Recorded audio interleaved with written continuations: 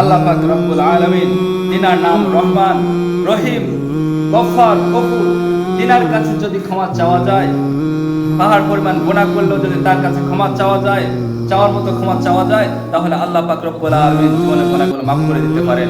আল্লাহর কাছে শুধু হাত তুলে বলবেন, রব্বানা যালামনা আনফুসানা ওয়া ইল্লাম তাগফির লানা ওয়া তারহামনা লানাকুনান্না মিনাল খাসিরিন। যদি চোখের পানি ছেড়ে দিয়ে অনুতপ্ত হয়ে আল্লাহর কাছে বলতে পারেন, হে আল্লাহ, সারা জীবন নফসের পরে অত্যাচার করেছি, জুলুম করেছি, হে রব্বুল আলামিন, এখন বুঝতে পেরেছি দুনিয়ার সম্পদ আমার কোনো কাজে আসবে না, সন্তানাদি কোনো কাজে আসবে না, মা বাবা ভাই বোনের ভালোবাসা বৃথা, সবকিছু ভালোবাসা বৃথা, একমাত্র তুমি ছাড়া মালিক নাই। মাওলা, তুমি আমাকে মাফ করে দাও। তুমি যদি আমাকে মাফ না করো, তাহলে আমি ওই জাহান্নামের আসামি হয়ে যাবো। আল্লাহ, তুমি ছাড়া আমাকে কে মাফ করবে?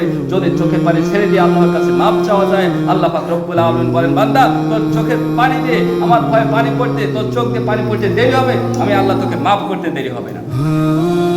আল্লাহ পাক রব্বুল আলামিন আমাদেরকে আপন করে পাওয়ার জন্য আমাদেরকে বারে বারে আহ্বান করেন, আমাদেরকে আপন করে নিতে চান, কিন্তু আমরা বান্দারা তার থেকে সবসময় দূরেই থাকতে চাই। আমরা নেক আমল করতে পারি না, আমরা অন্যায় কাজ সবসময় করি, যেটা করলে আমরা শান্তি পাবো, পরকালের জীবনটা সুন্দর হবে, সেটা আমরা চিন্তা করি না। কিন্তু কিভাবে আল্লাহ পাক রব্বুল আলামিন যে হুকুমগুলো করেছেন, সেই হুকুমগুলো আমরা ছেড়ে দিই, অন্যায় কাজের ভিতরে লিপ্ত থাকি, কখনো ভালো কাজ করতে আমাদের ভালো লাগে না। এই দুনিয়াতে অন্যায় কাজ করতে, পাপ কাজ করতে মজা লাগে, আনন্দ লাগে, কিন্তু নেক কাজ করতে ভালো লাগে।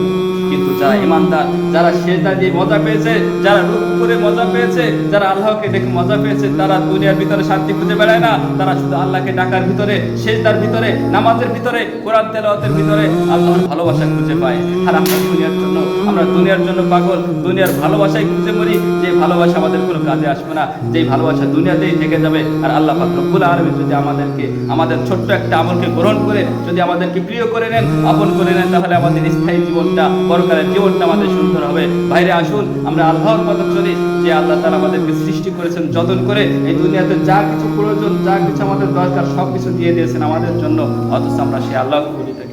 একটা জিনিস মনে রাখবেন, আল্লাহ পাক রব্বুল আলামিন এমন একজন মালিক, তিনি সবকিছু দেখেন, তারপরে বান্দাদেরকে ছাড় দেন, কিন্তু ছেড়ে দেন না।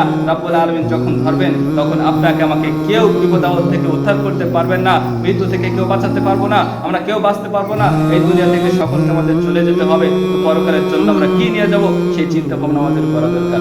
ফামান ইয়ামাল মিসকালা যাররাতিন খায়রান ইয়ারা ওয়া মান ইয়ামাল মিসকালা যাররাতিন শাররান ইয়ারা। রব্বুল আলামিন বলেন যে তুমি যদি দুনিয়ার বুকে ছোট্ট বিন্দু পরিমাণ সরিষার দানার মতো একটা নেক কাজ করো, সেটাও তোমার জন্য ছেড়ে দেওয়া হবে না, আর যদি তুমি ছোট্ট একটা বদামল করো, সেটাও ছেড়ে দেওয়া হবে না। এই জন্য বন্ধুরা আমার, আল্লাহকে ভয় করতে হবে, আল্লাহর ভয়ে হৃদয়টাকে সবসময় ভিতরে রাখতে হবে। আল্লাহর ভয়ে যদি চোখ দিয়ে পানি পড়ে, আল্লাহ রাব্বুল আলামিন বলেন যে বান্দারে আমাকে ভয় করে চোখের পানি ফেলা, তোর চোখ দিয়ে যদি 2 ফোঁটা পানি পড়ে, তাহলে আমি আল্লাহ তাআলা তোকে মাফ করে দেব।